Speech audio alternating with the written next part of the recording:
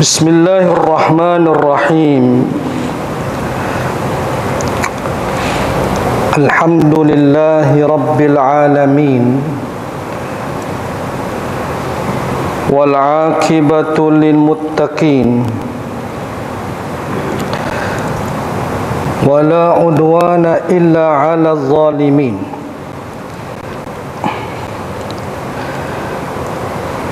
Wa ashhadu an la ilaha illallah wahdahu la syarika lah. Wa ashhadu anna Muhammadan abduhu wa rasuluh.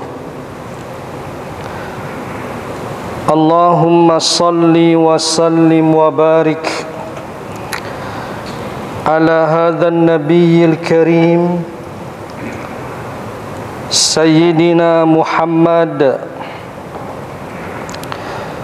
wa ala alihi wa ashabihi wa ansarihi ila yaumiddin. Subhanaka la ilma lana illa ma 'allamtana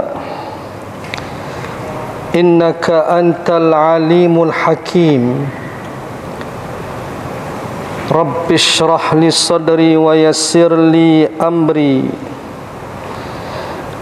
wahlul 'uqdatam min lisani yafqahu qawli. Allahumma la sahla illa ma ja'altahu sahla wa anta taj'alul hazna wa sa'ba idza syi'ta sahla. Allahumma anfa'na bima 'allamtana wa 'allimna ma yanfa'una wa zidna 'ilma ya rabbal alamin. Tuan-tuan muslimin hadirin yang dirahmati Allah Ta'ala sekalian, alhamdulillah, syukur kehadrat Allah Subhanahu wa Ta'ala yang melimpahkan kepada kita rahmat dan nikmatnya, taufik dan inayahnya, dapat pada tengah hari ini kita berhimpun untuk sama-sama kita menyempurnakan kewajipan mendirikan salat Jumaat pada hari ini. Semoga kita semua sentiasa diberkati dan dirahmati Allah Subhanahu wa Ta'ala.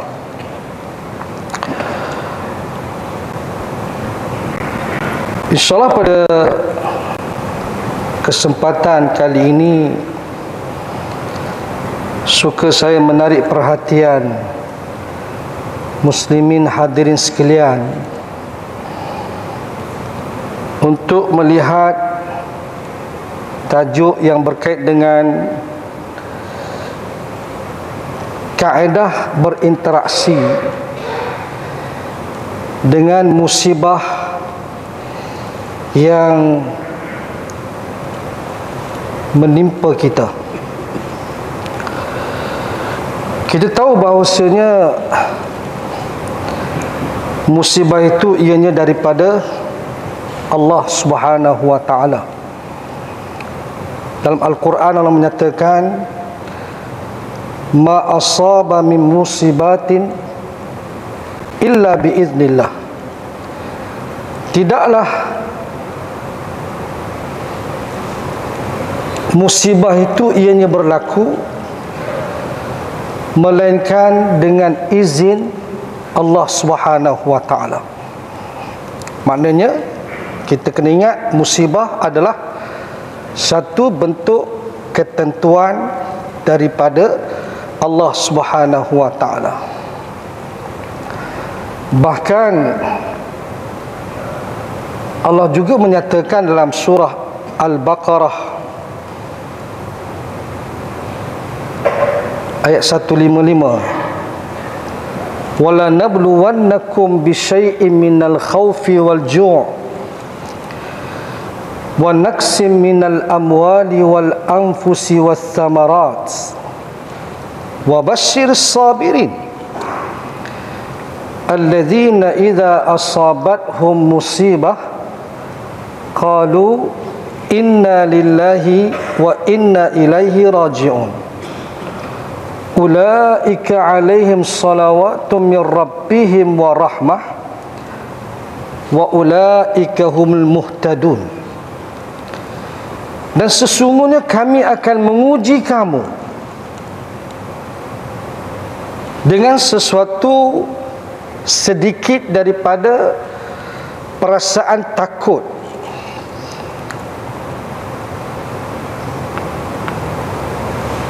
kelaparan, kurangnya harta, jiwa, dan juga buah-buahan. Dan berikanlah khabar gembira kepada orang-orang yang sabar,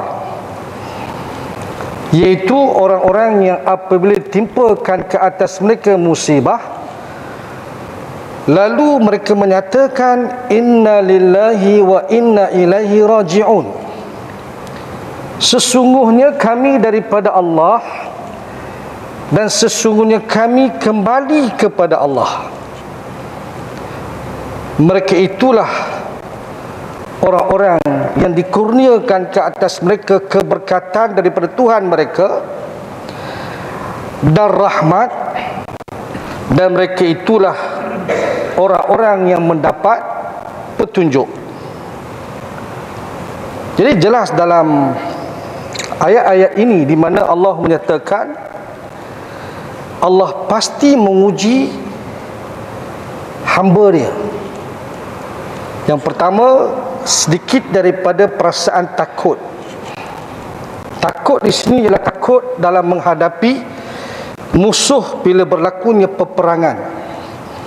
Kita tahu bagaimana di zaman Rasulullah betapa banyaknya berlakunya peperangan demi peperangan.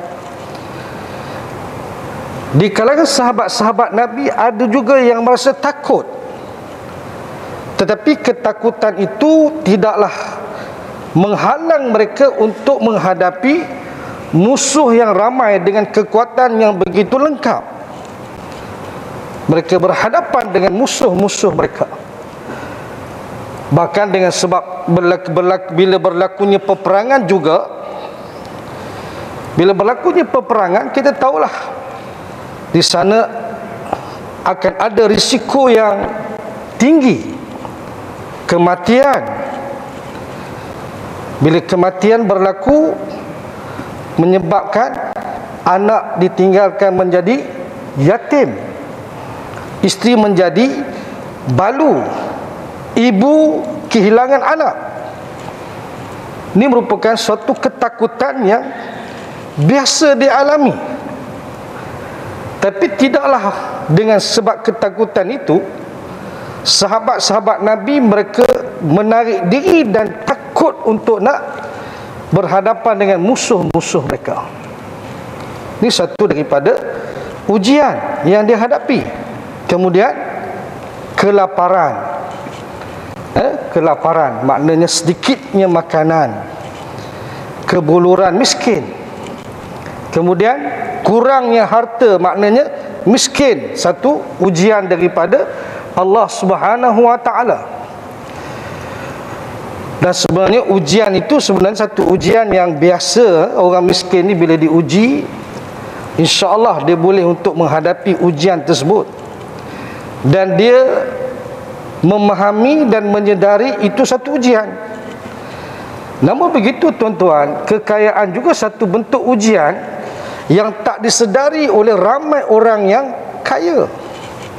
Ujian dengan sebab harta benda yang melimpah ruah menyebabkan manusia lupa pada Allah Ta'ala, leka dan lalai, dah tak ingat Allah. Dalam surah Al-Munafiqun ayat yang ke-9 Allah berfirman, ya ayyuhalladzina amanu, bukan, dalam ayat yang pertama, Ayat pertama Allah menyatakan bukan ayat ke-9 lah, ya ayyuhallazina amanu la tulhikum amwalukum wala auladukum an dzikrillah wa man yaf'al dzalika faulaika humul khasirun. Ayat ke-9. Wahai orang-orang yang beriman, janganlah harta benda kamu dan anak pinak kamu melalaikan kamu daripada mengingati Allah. Dan barang siapa yang melakukan demikian, dia termasuk di kalangan orang-orang yang rugi. Itu sebab tuan-tuan, nisbah ahli syurga nanti tuan-tuan, ramai di kalangan ahli syurga itu golongan miskin. Golongan orang kaya minoriti ada, tapi tak ramai orang kaya yang masuk dalam syurga. Mana tempat mereka ramai? Neraka tempat ramai di kalangan orang kaya, termasuk golongan wanita juga menjadi ahli neraka yang ramai. Itu sebab dalam peristiwa Isra' dan Mi'raj, bila Nabi diperlihatkan syurga dan neraka, Nabi melihat syurga ramai orang miskin. Bila Nabi lihat neraka, talaqtun nar fa'akthuruha an-nisa. Bila aku jenguk neraka, tengok-tengok ramainya orang perempuan. Namun begitu, syurga neraka masih belum ada penghuninya hari ini tuan-tuan. Itu gambaran yang Allah beri kepada Nabi berkenaan dengan realiti ahli syurga dan neraka yang akan berlaku di hari akhirat nanti. Bukan kata syurga neraka tak ada lagi penghuni dia, tapi Allah dah gambarkan bagaimana penghuni syurga, penghuni neraka kepada Nabi kita Muhammad sallallahu alaihi wasallam. Sebab itu orang miskin jangan bimbanglah, jangan rasa makna kata mengeluh kan. Sebab apa? Sebab orang miskin ni tuan-tuan, bila mana dia miskin kan, dia tak panjang akal dia, tak panjang dia punya perjalanan dia tu nak pergi ke mana-mana kan. Dia tak pergi, dia duduk datang masjid lah dia kan. Dia tak ke mana-mana, dia datang ke masjid lah tu. Tu orang kaya-kaya ni dia merata-rata tempat dia pergi kan. Duit banyak tuan-tuan. Dia breakfast hari ni kat sini, nanti lunch nanti kat situ pula, dinner tak ada. Dia masjid surau ni dia tak ingat dah kan. Dia banyak program kat luar. Tu dia lalai leka tuan-tuan. Sungguh tuan-tuan, itu sebab kita miskin ni alhamdulillah. Jadi kita jangan pula kata miskin tu miskin sangat. Bukanlah kata ni kita ni miskin betul-betul kan. Kata kaya sangat pun tidak, miskin sangat pun tidak. Begitu. Duduk tengah-tengah lah kiranya kan. Bahkan Nabi kita Muhammad SAW pun tuan-tuan miskin. Nabi miskin tuan-tuan, dia bukan kaya, dia seorang yang miskin. Bahkan Aisyah radhiyallahu anha kan pernah dia menyebut hampir 2 bulan dapur rumah baginda tak berasap. Hampir 2 bulan tuan-tuan. Makna tak ada daging yang nak dimasak, tidak ada tepung yang nak diuli buat roti, tak ada. Makan apa? Kurma dan air. Kurma itulah dia. Breakfast kurma, lunch nanti kurma, dinner pun kurma tuan-tuan. Itulah makanan Nabi. Hampir 2 bulan dapur rumah Nabi tak berasap.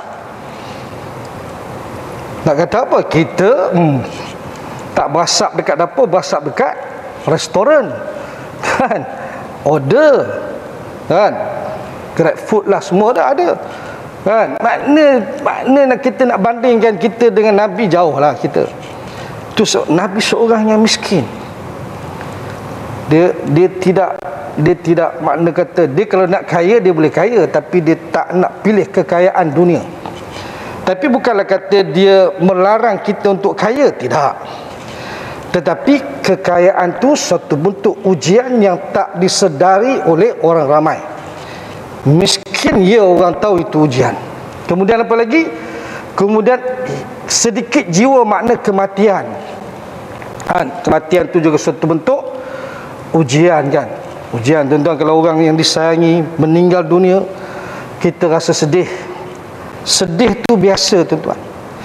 Nabi bila Ibrahim anaknya meninggal, Nabi menangis. Sehingga sahabat kata, apa ini ya Rasulullah?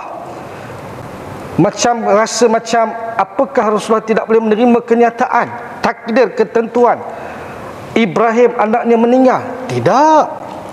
Bila sahabat tanya Nabi, apa ini? Nabi mengalirkan air matanya menangis. Kata Nabi kepada sahabat, ini merupakan rahmat yang Allah campakkan ke dalam hati seseorang insan. Kasih sayang, tuan-tuan. Ini suatu benda yang Allah campak dalam hati kita. Bila mana orang yang kita sayangi meninggal, kita akan menangis, tuan-tuan. Kalau umpamanya kalau isteri kita ke suami kita meninggal, kalau tak menangis tu makna kata something wrong lah tu. Kan? Itu kalau menangis itu biasa, tak menangis luar biasa. Kan?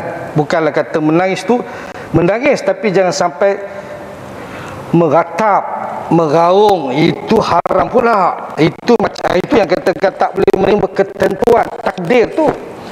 Sampai nak meratap, meraung, menjerit, pengsan lah apa benda lah. Jangan sampai tahap itu. Menangis tu itu normal. Sebab apa? Itu kasih sayang Allah campak dalam hati seseorang insan apabila seorang yang dikasihi itu meninggal dunia. Bahkan sahabat-sahabat Nabi juga, tuan-tuan, antara tak boleh menerima kenyataan Nabi meninggal, wafat. Umar bin Al-Khattab radhiyallahu anhu antara sahabat yang terima Nabi wafat. Dan bila Nabi wafat, tuan-tuan, Nabi wafat di samping Aisyah radhiyallahu anha, di rumah Aisyah radhiyallahu anha. Bukan riwayat menyatakan Nabi wafat di samping Fatimah anaknya dan Ali, tak. Ali, Fatimah duduk di rumah yang asing, bukan di rumah sekali dengan Rasulullah. Ini riwayat Syiah. Syiah meriwayatkan, tuan-tuan, dia kata Nabi meninggal di samping Fatimah dan Ali. Itu riwayat yang tak betul. Riwayat yang sebenarnya lah Nabi meninggal di samping Aisyah radhiyallahu anha. Lepas mana Aisyah lepas meninggal, datang sahabat Nabi antaranya Al-Mughirah dan juga Omar. Omar bila masuk bilik Nabi, dia kata ini Nabi tak wafat. Nabi pengsannya. Nabi pengsan, dia kata dia, Nabi tak wafat. Hingga dia keluar daripada rumah, Nabi menyatakan, siapa yang kata Nabi wafat, aku penggal lehernya dengan pedangku. Siapa berani, tuan-tuan? Siapa nak kata Nabi mati? Pasal siapa kata kena penggal leher? Memang Omar ni, tuan-tuan, dia buat sungguh. Dia bukan main-main punya, dia cakap betul punya. Sampai begitu sekali. Kecoh, tuan-tuan. Nabi meninggal. Kemudian Abu Bakar As-Siddiq datang, masuk bilik, pastikan apakah Nabi wafat. Memang wafat sungguh. Nabi keluar, Abu Bakar keluar daripada bilik dan menyampaikan satu ucapan untuk menyedarkan Omar betapa Nabi Muhammad seorang manusia biasa. Ya ayyuhan nas, man kana ya'budu Muhammadan fa inna Muhammadan qad mat. Man kana ya'budullah fa inna Allah hayyul la yamut. Wahai sekalian manusia, sesiapa yang menyembah Nabi Muhammad, sesungguhnya dia meninggal, dia dah mati. Bukanlah kata sahabat menyembah Nabi Muhammad, tidak. Ini kiasan, kata-kata kiasan, nak menyatakan Nabi Muhammad bukan Tuhan. Dia Nabi seperti Nabi-Nabi yang sebelumnya, wafat belaka. Yang tak wafat hanya seorang yang lagi, Nabi Isa AS, belum wafat lagi. Dia angkat ke langit dan dia akan turun untuk bantu Imam Mahdi membunuh Dajjal. Itu pun kemudian dia mati juga. Dia tak akan hidup selama-lamanya. Kemudian sesiapa yang menyembah Allah, kata Abu Bakar, sesungguhnya Allah hidup dan dia tidak mati. Barulah Omar terjaga, makna kata dia tersedar bahawa Nabi Muhammad seorang insan.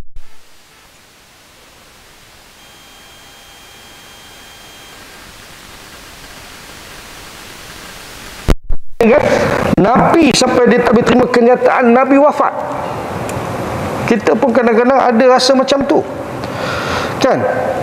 Baik, kemudian yang last sekali ialah sedikitnya buah-buahan, tanaman tak menjadi dan seumpamanya.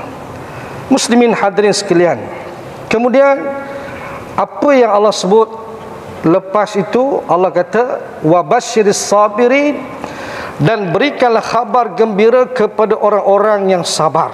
Tuan-tuan, sabar adalah wajib. Bila kita ditimpa musibah, kita wajib bersabar. Siapa yang tak bersabar, dia berdosa. Mesti bersabar. Itu sebab ada 4 keadaan situasi manusia ditimpa musibah. Yang pertama, marah. Sesiapa yang marah dengan sebab musibah itu menimpa dia, hukum dia haram, berdosa besar. Jangan marah bila mana ditimpa musibah.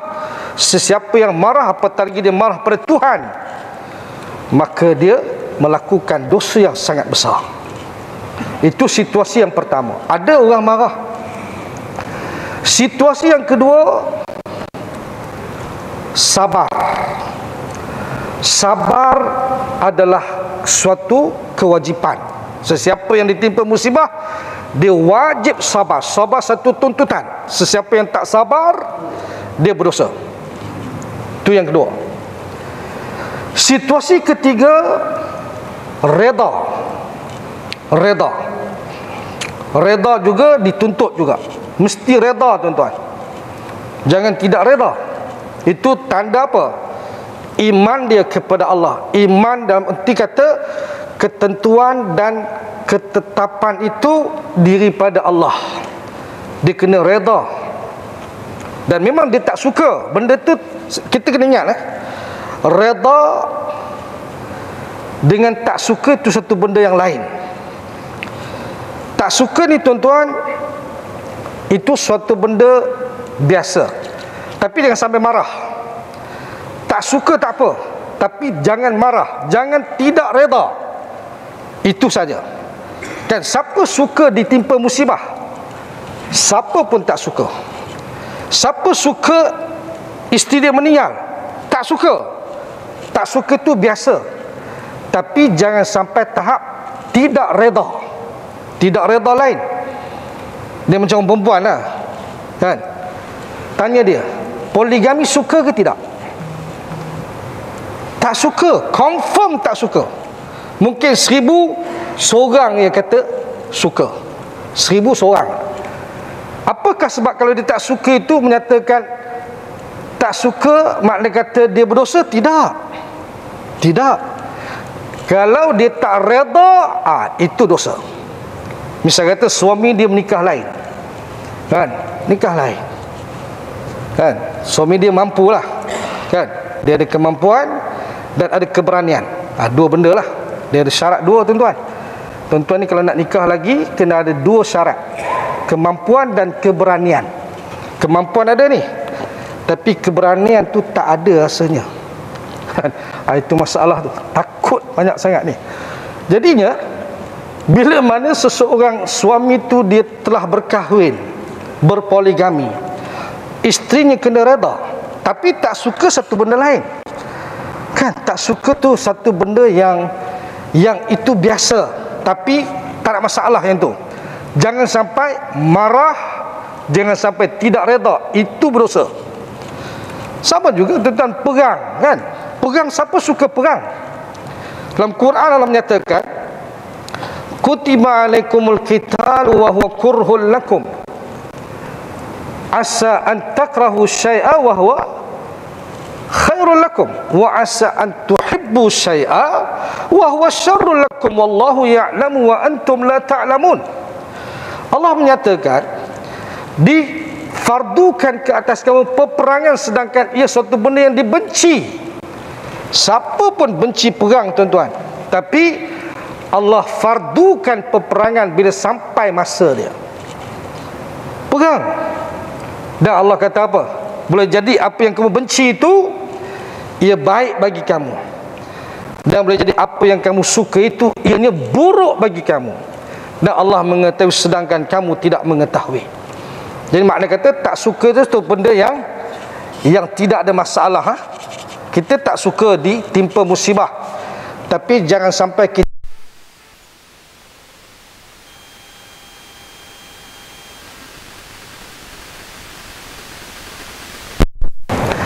inna idhamal jaza bi idhamil bala. Idza inna Allah Ta'ala idza ahabba qauman ibtalahum fa idza radiya falahu ridha wa idza sakhita falahu sukh. Nabi kata, sesungguhnya besarnya ganjaran, Allah bagi ganjaran ni, tuan-tuan, pahala ni berdasarkan besarnya bala. Semakin besarnya bala sebalik bala ni, tuan-tuan, ada kafarah dosa dan ada ganjaran pahala. Itu sebalik hikmah dia. Ada hikmah bila mana? Kemudian Nabi kata, sesungguhnya Allah Ta'ala bila ia suka sesuatu kaum, dia akan menguji kaum tersebut. Maknanya tuan-tuan, bala musibah ni juga satu sisi Allah suka bila mana Allah timpakan musibah kepada sesuatu kaum, dan bila mana dia reda, bagi Allah keredaan. Bila mana ia murka, dia tak reda, bagi Allah juga kemurkaan untuk dia. Sebab itu kena reda dengan musibah yang berlaku. Okey. Kemudian yang keempat, situasi yang keempat, seseorang itu bila ditimpa musibah ini, satu situasi yang mungkin tak ramai orang, iaitu apa? Syukur. Syukur dengan musibah yang melanda. Ini suatu benda yang memang, ini makam tinggi lah, tuan-tuan. Dia syukur. Itu salah satu hadis riwayat Anas, daripada Anas bin Malik radhiyallahu anhu. Nabi kata, daripada Aisyah radhiyallahu anha, Nabi kata, seseorang itu kan, apabila ia melihat sesuatu yang ia suka, idza ra'a ma yuhibbu, seseorang itu bila mana ia melihat sesuatu yang ia suka, falyaqul faqal alhamdulillahilladzi bi ni'matihi tatimmus shalihat. Wa idza ra'a ma yakrah faqal alhamdulillah ala kulli hal. Nabi kata, seseorang itu bila mana dia melihat suatu perkara yang ia suka, apa dia nak sebut? Tuan-tuan, bila kita suka, tuan-tuan, kita sebut apa? Alhamdulillahilladzi bi ni'matihi tatimmus shalihat. Segala puji bagi Allah yang dengan nikmatnya sempurnalah kebaikan-kebaikan. Dan apabila seseorang itu bila dia melihat suatu benda yang dia tak suka, dia menyebut apa? Alhamdulillahi ala kulli hal. Segala puji bagi Allah di atas segala hal, apa jua, walaupun hal itu tidak elok, tak baik bagi dia, dia tak suka, tapi dia tetap memuji Allah. Alhamdulillah ala kulli hal. Ini merupakan orang yang makam tinggi lah. Ni kata syukur ni, tuan-tuan, sunat, dia bukan wajib. Maknanya syukur adalah satu perkara yang sunat. Bila kita mengalami tipe musibah, kita bersyukur kepada Allah Ta'ala. Ini satu teguran daripada Allah.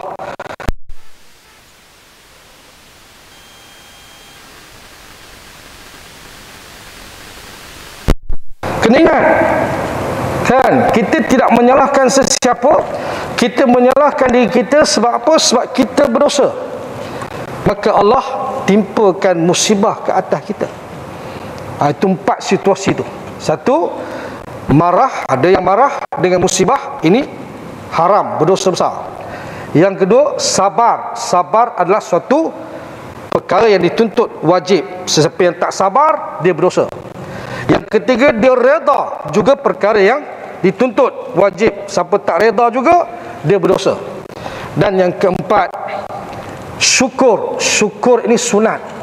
Tak syukur tak ada masalah.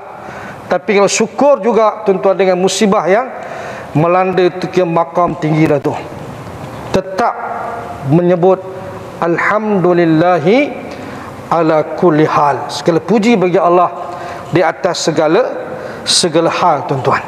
Jadi 4 keadaan ini. Baik. Cuma dalam konteks kita menghadapi musibah ni juga, tuan-tuan, untuk kita nak mengelak daripada musibah ni, ada beberapa petunjuk Rasulullah yang sebenarnya menjadi zikir bagi Nabi Sallam pagi dan petang. Cuma kadang-kadang mungkin kita tak tahu ataupun kita tak amalkan. Disebutlah hadis, sesiapa yang membaca zikir ini hadis riwayat Abu Daud, Ibnu Majah, Ahmad dan Tirmizi. 4 orang periwayat hadis ni, iaitu hadis ini, sesiapa yang membaca zikir ini pada waktu pagi, pasti dia tidak ditimpa musibah hingga petang hari. Dan sesiapa yang baca waktu petang zikir ini, pasti dia tidak akan ditimpa musibah hingga pagi esok. Baca sekali ya, tuan-tuan. Di antara zikir pagi dan petang Rasulullah SAW, apa dia? Subhanallah wa bihamdih, wala hawla wala quwwata illa billah, ma sya'allahu kana wa ma lam yasha' lam yakun, a'lamu anna Allah ala kulli syai'in qadir, wa anna Allah qad ahata bi kulli syai'in ilma. Subhanallah wa bihamdih, wala hawla wala quwwata illa billah, ma sya'allahu kana wa ma lam yasha' lam yakun, a'lamu anna Allah ala kulli syai'in qadir, wa anna Allah qad ahata bi kulli syai'in ilma. Makna dia apa? Segala puji bagi Allah dengan segala maha suci Allah dengan segala kepujiannya, dan tidak ada daya dan kekuatan melainkan semuanya daripada Allah. Apa yang Allah kehendaki jadi, dan apa sahaja yang tidak dikehendaki oleh Allah jadi, tidak jadi. Aku mengetahui sesungguhnya Allah berkuasa ke atas segala sesuatu, dan sesungguhnya Allah ilmunya meliputi segala sesuatu.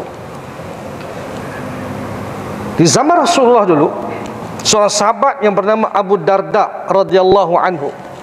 Abu Darda ni seorang sahabat yang sangat warak, kuat beribadah, dan keimanannya sangat kuat kepada Allah. Satu hari, sahabat dia datang bertemu Abu Darda, bagi tahu Abu Darda, wahai Abu Darda, rumah kamu nak terbakar. Kat sekeliling tu dah terbakar dah. Ni sahabat mari jumpa Abu Darda, nak bagi tahu, kata rumah dia nak terbakar. Kata Abu Darda, tidak mungkin rumah aku akan terbakar. Yakin sungguh. Dia kata tak mungkin rumah dia terbakar. Lalu dia baca hadis ni. Dia kata, dia baca hadis, dia pada sandaran dia kata, sesiapa yang membaca zikir ini pada waktu pagi, pasti tidak akan ditimpa musibah hingga waktu petang. Dan sesiapa yang baca zikir ini pada waktu petang, dia tidak akan timpa musibah pada sampai waktu pagi. Dia cukup yakin. Dia kata tak. Kemudian dia pun balik rumah, tengok rumah dia seorang je.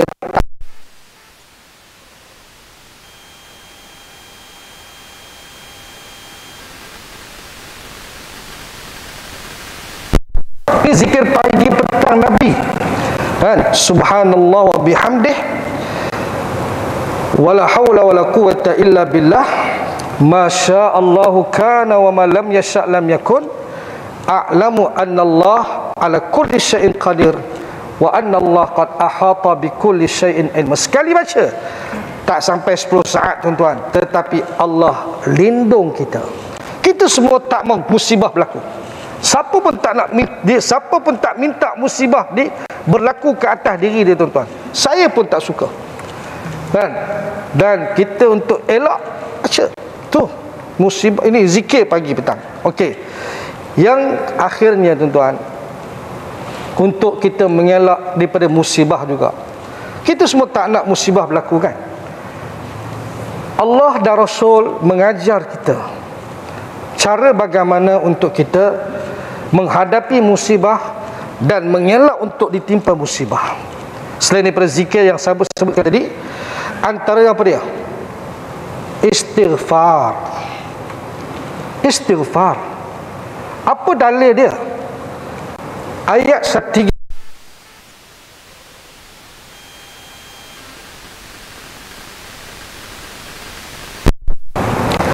Wa ma kana Allah liyu'adzibahum wa anta fihim wa ma kana Allah mu'adzibahum wa hum yastaghfirun.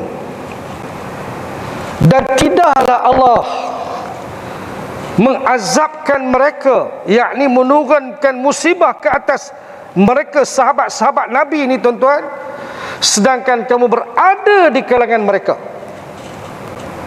Itu sebab bila Nabi berada di kalangan sahabat-sahabat, musibah tak berlaku. Perang bukan musibah tuan-tuan. Perang dia bukan satu musibah. Perang itu satu jihad. Memang berlaku perang di zaman Nabi, tapi dia bukan musibah. Dia satu perkara yang jihad. Tak ada. Mana ada banjir ke berlaku zaman Nabi? Tak ada.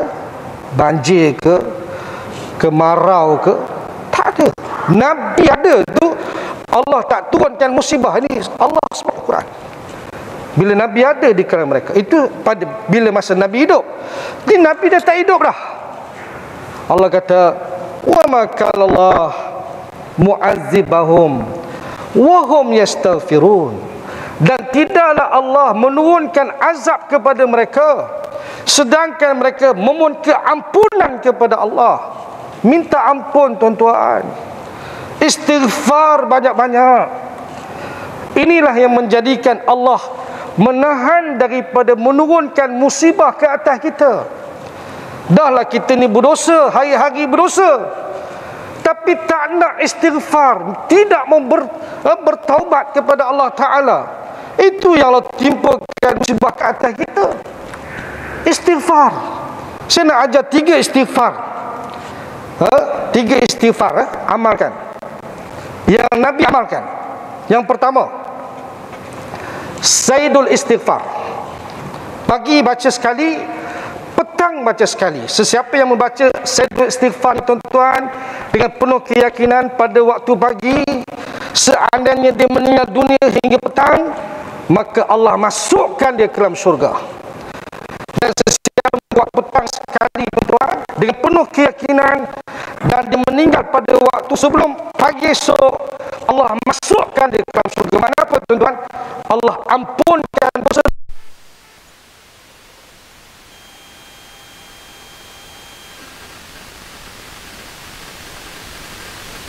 Qalani wa ana abduka wa ana ala ahdika wa wa'dika mastata'at. A'udzu bika min syarri ma sana'at. Abu'u laka bi ni'matika 'alayya wa abu'u bi dhanbi faghfirli fa innahu la yaghfiru dzunuba illa anta. Tak sampai 15 saat, tuan-tuan, Allah mengampunkan dosa kita. Seandainya kita mati, Allah hapuskan dosa-dosa kita walau banyak mana pun, tuan-tuan, dan Allah masukkan kita ke dalam syurga. Satu. Yang kedua, istighfar pada waktu bila lagi? Waktu 1/3 hujung malam. Ini waktu sahur. Allah sebut dalam Quran, wabil ashari hum yastaghfirun. Pada waktu sahur mereka mohon keampunan kepada Allah. Antara amalan Nabi, tuan-tuan, pada waktu sahur itu Nabi minta ampun dan bertaubat kepada Allah lebih 70 kali. Berdasarkan hadis, wallahi la astaghfirullah wa atubu ilaik fil yaum akthar min 70 marrah. Demi Allah, sesungguhnya aku mohon keampunan kepada Allah dan bertaubat kepadanya setiap hari lebih 70 kali dengan lafaz astaghfirullah wa atubu ilaih, astaghfirullah wa atubu ilaih, astaghfirullah wa atubu ilaih. Pendek ya, tapi bacalah lebih 70 kali. Waktu sahur, tuan-tuan, kita minta ampun dan kita bertaubat kepada Allah, merupakan waktu yang paling afdal. Kita minta ampun adalah waktu sahur, di mana Allah akan ampunkan dosa-dosa kita. Dua, amalkan. Dan yang ketiga, waktu bila? Waktu lepas solat duha. Sunnah, tuan-tuan, lepas kita solat duha, sunnah kita minta ampun pada Allah dengan lafaz Allahumma firli wa tub alayya innaka antat tawwabur rahim. Allahumma firli wa tub alayya innaka antat tawwabur rahim. Berapa kali? 100 kali. Sunnah. Ni antara waktu yang Nabi baca istighfar dan bertaubat pada Allah. Waktu sahur sekali dan waktu lepas solat duha sekali. Makna 100 kali lah baca. Tuan-tuan, amalkan. Tak sampai seminit, berapa minit sangat kan? 1 kali ni 2 minit lah kan, 2-3 minit, tuan-tuan. Tetapi kita mendapat pengampunan dan mengelak daripada Allah turunkan azab, Allah turunkan bala, Allah turunkan musibah ke atas kita ni, tuan-tuan. Apatah lagi di bulan Disember ni, tuan-tuan, bulan di mana kan orang-orang Kristian meraihkan hari kelahiran Nabi Isa dan menyatakan Nabi Isa itu anak kepada Allah. Dia merupakan satu bentuk kemungkaran yang besar bila orang menyekutukan Allah dan mengakui, kemudian kita pula pergi raih sama-sama pula. Tak payah, tuan-tuan. Jangan ucapkan selamat hari Natal, selamat hari Christmas untuk orang-orang Kristian pada 25 hari bulan esok, tuan-tuan. Jangan. Sebab apa? Sebab kalau kita mengucapkannya, bermakna kita mengakui Nabi Isa itu anak pada Tuhan. Dia salah satu Tuhan yang tiga. Ia merupakan satu bentuk kemurkaan daripada Allah Subhanahu wa taala yang menyebabkan langit dan bumi akan hampir-hampir pecah belah dengan sebab kata-kata ini, tuan-tuan. Itu yang berlaku banyak sangat. Musibah bala bulan Disember kan, tsunami-nya, kemudian dulu dekat mana tu yang gempa bumi je sebagainya. Sebab apa? Langit dan bumi pun marah bila mana orang mengucapkan Nabi Isa itu sebagai anak Tuhan. Maka sebab itu kita orang Islam, kita tidak berkompromi dan jangan kita termasuk di kalangan orang yang